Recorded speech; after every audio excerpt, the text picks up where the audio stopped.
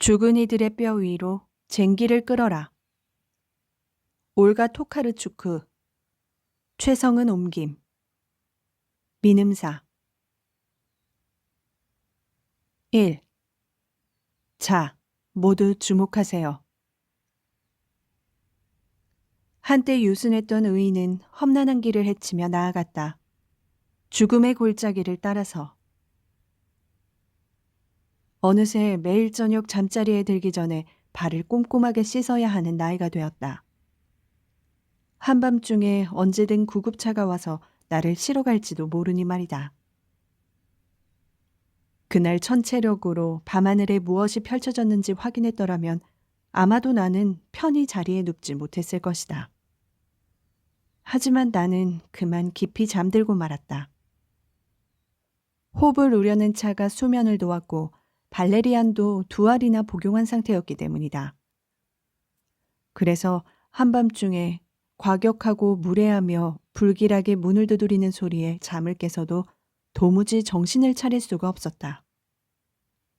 간신히 몸을 일으켜 침대 옆에 섰지만 그렇듯 잠에 취해 가누기 힘든 몸으로는 결백하고 무고한 꿈의 영역에서 바로 현실 속으로 뛰쳐나올 수 없었다. 몸 상태가 엉망이었고 곧 의식을 잃을 것처럼 몸이 휘청거렸다. 불행하게도 최근 들어 나타나기 시작한 증세인데 그것은 내 개인적인 질환과 관련이 있다. 나는 침대에 주저앉아 몇 번을 되뇌었다. 나는 집에 있다. 지금은 밤. 누군가가 문을 두드리고 있다. 그러자 조금씩 불안감이 누그러졌다.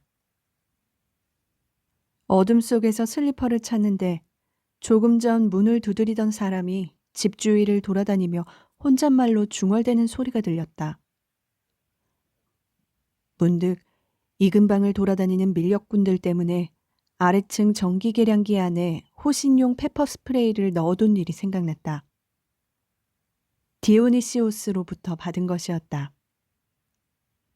어둠 속에서 손에 익은 분사기 형체의 차가운 물건을 집어들고 단단히 무장한 채 바깥 조명등을 켰다. 그러고는 구석에 있는 작은 창문을 통해 현관을 내다보았다. 뽀드득 눈 밟는 소리가 들리더니 내가 괴짜라고 부르는 이웃이 시야에 들어왔다. 그는 집 근처에서 일할 때 입곤 하던 오래된 양목 코트의 뒷자락을 양손으로 붙잡고 있었다. 코트 아래로 줄무늬 파자마와 무거운 하이킹 부츠가 보였다. 문 열어요. 그가 말했다. 나를 보자마자 그는 놀란 기색을 그대로 드러내며 내가 입고 있는 여름용 리넨 정장을 아래 위로 훑어보았다. 요즘 나는 지난 여름에 교수 부부가 내다버린 정장을 입고 잔다. 이 잠옷은 오래전 유행하던 패션을 그리고 내 젊은 시절을 생각나게 해준다. 이런 식으로 나는 실용성과 감상적 정서를 결합하는 중이다. 그가 아무런 양해의 말도 없이 집 안으로 들어섰다. 얼른 옷 입어요. 왕발씨가 죽었소. 충격 탓에 잠시 말이 나오지 않았다. 나는 묵묵히 신발장에서 목이 긴 스노부츠를 꺼내들고 옷걸이에서 제일 먼저 손에 잡히는 그나마 변변해 보이는 두꺼운 양모 스웨터를 몸에 걸쳤다. 밖으로 나오니 현관에 설치된 외등불빛에 반사된 눈송이가 느릿느릿 떨어지는 몽롱한 물방울처럼 보였다. 괴짜는 아무 말 없이 내 옆에 서 있었다. 큰 키에 비쩍 마르고 단 몇 번의 획으로 스케치한 연필화처럼 뼈만 남은 체구. 그가 움직일 때마다 꽈배기 도넛에 입힌 설탕이 떨어지듯 우수수 눈이 떨어졌다. 죽다니 그게 무슨 말이죠? 문을 열면서 목이 잠긴 상태로 물었지만 괴짜는 아무런 대답도 하지 않았다. 평소에도 그는 거의 말이 없었다. 그의 별은 아마도 수성일 것이며 과묵한 별자리로 알려진 염소자리나 그 경계에 있는 별자리를 타고났을 것이다. 어쩌면 토성과 반대 위치에 있는 별일 수도 있다. 역행하는 수성일 수도 있는데 이 역시 내성적인 과묵함을 상징한다. 집에서 나오자마자 익숙한 추위와 습한 공기가 우리를 애워쌌다. 매해 겨울 그것들은 세상이 인간을 위해 창조되지 않았음을 상기시켜주곤 했다.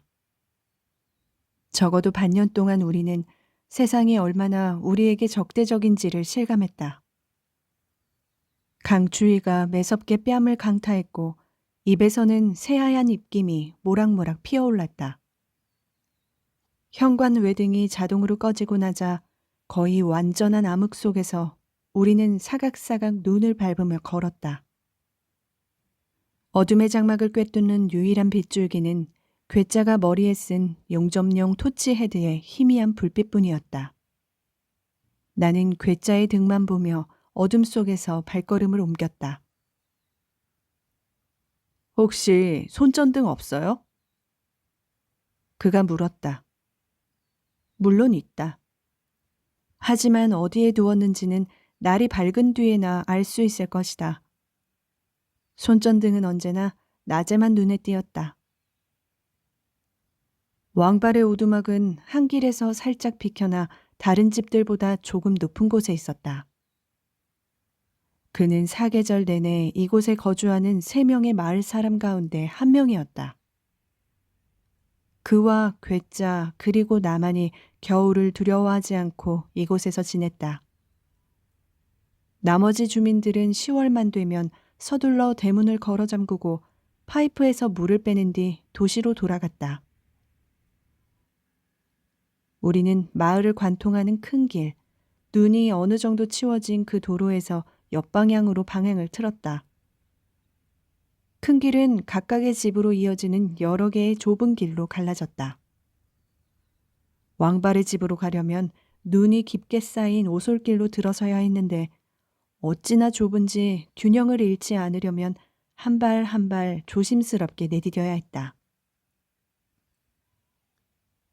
과히 보기 좋은 장면은 아닐 거요. 괴짜가 경고를 하기 위해 내 쪽으로 몸을 돌리자 그가 쓴 토치헤드의 불빛 때문에 한동안 아무것도 볼 수 없었다. 내가 예상한 장면 또한 크게 다르지 않았다. 꽤 오랫동안 침묵하던 괴짜가 잠시 후 변명하듯 입을 열었다. 부엌에서 새어나오는 불빛과 개 짖는 소리가 왠지 마음에 걸렸어요. 뭔가 아주 절박하게 들렸거든요. 혹시 아무 소리도 못 들었어요? 나는 아무 소리도 듣지 못했다. 홉과 발레리안 탓에 잠에 취해 있었으니까. 걔는 지금 어디에 있나요? 곧장 밖으로 데리고 나왔죠. 지금 우리 집에 있는데 먹이를 좀 줬더니 안정을 찾은 것 같아요. 다시 침묵이 흘렀다. 왕발은 항상 일찍 잠자리에 들었고 전기를 아끼려고 불도 바로 껐거든요. 그런데 오늘은 웬일인지 계속 불이 켜 있더라고요. 내 침실 창문으로 새하얀 눈밭에 비친 밝은 빗살이 보였어요. 그래서 와본 거예요. 술에 취해 잠이 들었거나 아니면 걔가 하도 요란스레 짖어대니 걔한테 무슨 나쁜 짓거리를 하나 보다고만 생각했죠. 우리는 다 쓰러져가는 낡은 헛간을 지나쳤다. 그리고 얼마 안 돼 괴짜의 헬멧에 달린 불빛이 어둠 속에서 야광빛 연녹색 눈동자 2쌍을 포착했다. 저것 좀 봐요. 사슴들이에요. 나는 괴짜의 양피코트 소매자락을 붙잡고는 살짝 격앙된 어조로 속삭였다. 바로 집 근처까지 왔네요. 무섭지도 않나? 사슴들은 거의 배 부근까지 눈 속에 파묻힌 채 서 있었다. 그들의 시선은 고요하고 담담했다. 마치 우리가 의미도 모른 채 어떤 의식을 수행하던 중에 우연히 그들과 맞닥뜨리기라도 한 듯. 사방이 어찌나 깜깜한지 지난 가을 체코에서 넘어온 젊은 숙녀처럼 우아한 암사슴들인지 아니면 다른 사슴들인지 알 수가 없었다. 그런데 왜 2마리뿐일까? 그때는 적어도 4마리는 됐던 것 같은데. 얼른 집으로 돌아가라. 나는 손을 내저으며 사슴들을 향해 소리쳤다. 하지만 사슴들은 몸을 떨면서도 그 자리를 떠나지 않았다. 그렇게 그들은 우리가 대문 앞에 다다를 때까지 차분한 시선으로 우리를 배웅했다. 냉기가 내 몸을 엄습했다. 그 사이 괴짜는 허름한 오두막의 출입문 앞에서 발을 굴러 부치에 묻은 눈을 털어냈다. 자그마한 창문 틀의 틈새는 플라스틱과 판지로 봉인되었고 목재로 만든 대문은 검은 타르지로 쌓여 있었다. 거실 한쪽 벽에는 아궁이에 불을 지피기 위해 불규칙한 크기로 자른 통나무들이 쌓여 있었다. 내부는 불결하고 지저분했으며 오랫동안 방치한 듯 사방에서 축축하고 음습하고 뭔가 개걸스러운 느낌의 냄새, 나무와 흙이 뒤섞인 듯한 냄새가 났다. 게다가 해묵은 담뱃재의 탄내가 벽에 겹겹이 늘어붙어 찌든 기름때에 스며 있었다. 부엌으로 이어지는 문이 빼꼼히 열린 탓에 바닥에 누워있는 왕발의 시신이 한눈에 들어왔다. 내 시선은 그의 몸에 닿기가 무섭게 바로 튕겨나갔다. 다시 그 시신을 똑바로 보기까지는 얼마간의 시간이 필요했다. 끔찍한 광경이었다. 그는 몸을 잔뜩 웅크린 채 양손을 목에 대고 기괴한 자세로 누워 있었다. 마치 자신의 목을 올가매는 셔츠 깃을 억지로 떼어내려는 몸짓처럼 보였다. 나는 최면에라도 걸린 듯 그에게 다가갔다. 탁자 및 어딘가를 향해 고정된 그의 부릅뜬 2눈이 보였다. 그의 목젖 부근에서 더러운 러닝 셔츠가 찢겨 있었다. 마치 몸이 스스로와 결투를 벌이다가 장렬히 나자빠진 것처럼 보였다. 공포로 인해 내 몸이 차갑게 식었다. 정맥에서 피가 얼어붙어 몸속 가장 깊은 곳으로 역류해버린 느낌이었다. 불과 어제만 해도 저 몸뚱이가 살아 움직이는 걸 보았는데. 맙소사. 내가 웅얼거리듯 물었다. 도대체 무슨 일이 있었던 거죠? 괴짜가 어깨를 으쓱해 보였다. 이 근방은 체코 통신망에 연결되어 있어서 경찰에 전화를 걸 수가 없었어요. 나는 주머니에서 휴대전화를 꺼내 언젠가 TV에서 본 대로 997번을 눌렀다. 그러자 잠시 후 체코어로 자동 음담 메시지가 들려왔다. 여기서는 이런 일이 자주 벌어진다.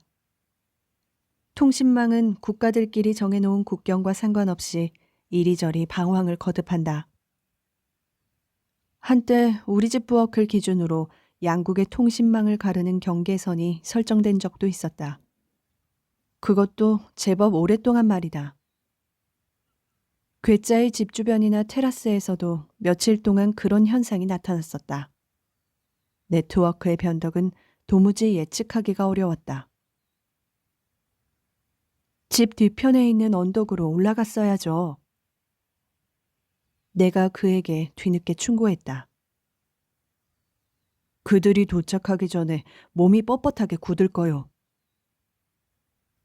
괴짜는 내가 특히 싫어하는 예의 그 독특한 말투로 대답했다. 그러고는 양가죽 코트를 벗어서 의자 등받이에 걸었다. 왕발 씨를 이렇게 처참한 상태로 둘 수는 없소. 어쨌든 그도 우리 이웃이었으니까. 왕발에 뒤틀리고 비로한 몸을 보니 불과 어제까지도 내가 이 사람을 그토록 두려워했다는 사실이 믿기지 않았다. 나는 그가 싫었다. 아니다. 싫다라는 말은 어쩌면 너무 약한 표현일 수 있으니 차라리 이렇게 말하는 게 적당할 듯하다. 나는 그가 혐오스럽고 끔찍했다. 솔직히 나는 그를 인간으로 여기지도 않았다. 그런 그가 지금 더러운 속옷을 입은 채 작고 마른 체구에 무기력하고 무해한 존재가 되어 얼룩진 바닥에 누워있다. 상상하기조차 힘든 어떤 변화가 일어나는 바람에 물질의 일부가 전체에서 떨어져 나와 부서지기 쉬운 연약한 대상으로 전락해버린 것이다.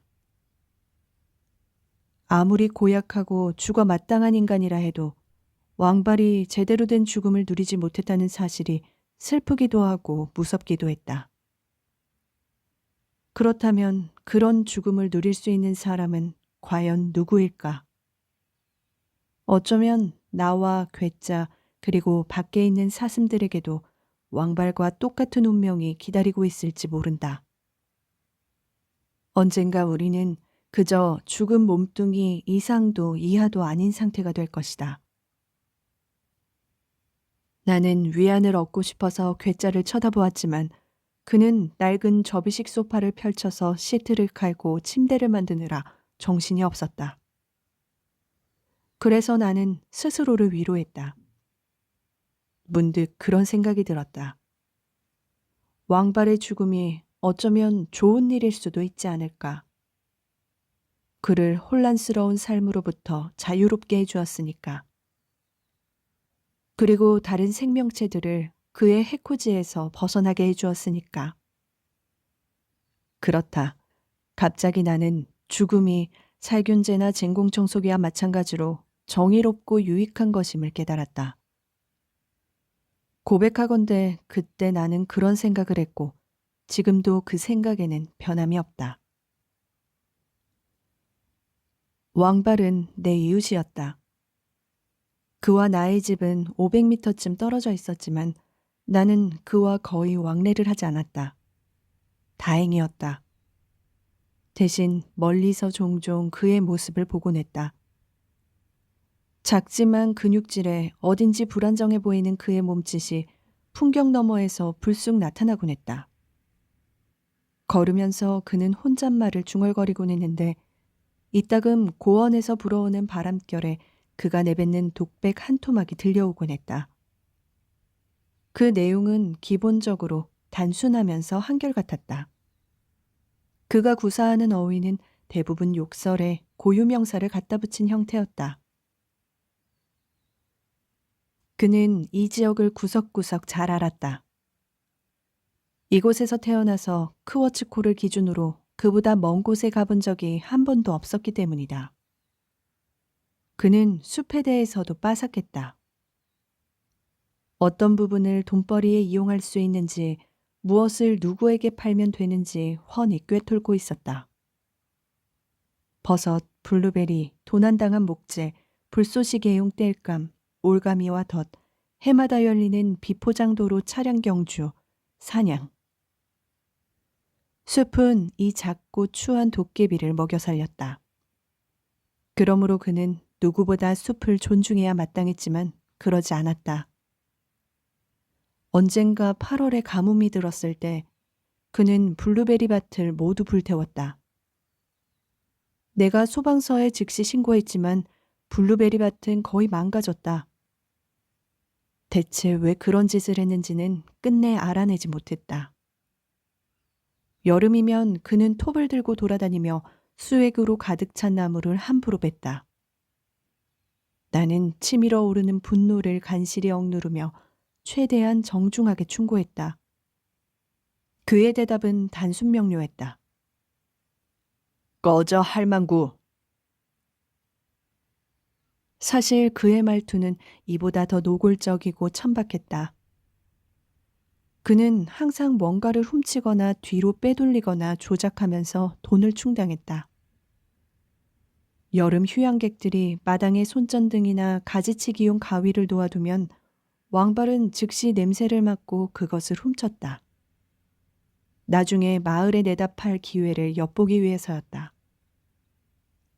내 생각에 그는 이미 몇 차례 벌을 받거나 심지어 구속됐어야 했다. 하지만 대체 어떻게 미꾸라지처럼 빠져나갔는지 모를 일이다. 어쩌면 천사 몇이 그를 보호했는지도 모른다. 천사들도 때로는 잘못된 방향에 설 수 있으니까. 나는 또한 그가 모든 수단과 방법을 동원해서 밀렵을 한다는 사실도 알고 있었다. 그는 숲을 자신의 개인 농장처럼 생각하면서 숲에 있는 모든 것을 자기 소유로 여겼다. 전형적인 약탈자 타입이었다. 수많은 밤, 왕발로 인해 나는 잠 못 들고 뒤척여야 했다. 무력감과 자괴감 때문이었다. 경찰서에 몇 번이나 전화했다. 그러다 마침내 통화가 연결되고 내 신고가 정중하게 접수되었지만 끝내 아무런 조치도 취해지지 않았다. 왕발은 손에 올가미를 잔뜩 든 채 불길한 소리를 내면서 여전히 자신의 구역을 헤집고 다녔다. 작고 사악한 도깨비 같았다. 악의적이고 예측 불가능한 존재. 그는 늘 가볍게 술에 취한 상태였는데 그의 심술궂은 태도는 아마도 이 때문이었으리라. 그는 혼잣말로 중얼대면서 자신의 경로에서 밀쳐내기라도 하려는 듯 나무줄기를 막대기로 때리곤 했다. 아마도 그는 태어날 때부터 살짝 취한 상태였던 듯하다. 나는 몇 번이고 그가 지나간 길을 쫓아가서 그가 설치해 놓은 철사로 만든 원시적인 형태의 올가미를 수거하곤 했다. 어린 나무에 묶어놓은 그 덫은 동물이 올가미에 걸리는 순간 공중에 대롱대롱 매달리도록 구부러진 모양을 하고 있었다. 이따금 나는 죽은 채 덫에 걸려있는 토끼나 오소리, 사슴 등을 발견하곤 했다. 그를 침대로 옮겨야 해요. 괴짜가 말했다. 나는 이 의견이 마음에 들지 않았다. 그의 몸에 손대고 싶지 않았기 때문이다. 내 생각엔 경찰을 기다리는 게 좋을 것 같아요. 내가 말했다. 하지만 괴짜는 접이식 소파에 침상을 만들어 놓고 왕발의 스웨터 소매를 잡아당기고 있었다. 그가 옅은 색 눈동자를 반짝이며 나를 뚫어질 듯이 쳐다보았다. 당신도 남들이 이런 상태로 당신을 발견하는 건 원치 않을 거다니요. 이런 모습으로 말이요. 이건 비인간적인 일이요. 맞다. 인간의 몸은 확실히 비인간적이다. 시체는 더욱 그렇다. 왕발이 우리에게 남긴 마지막 골칫거리인 그의 시신을 우리가 이렇게 수습해야 한다는 사실. 이것이야말로 우울한 역설이 아닐까.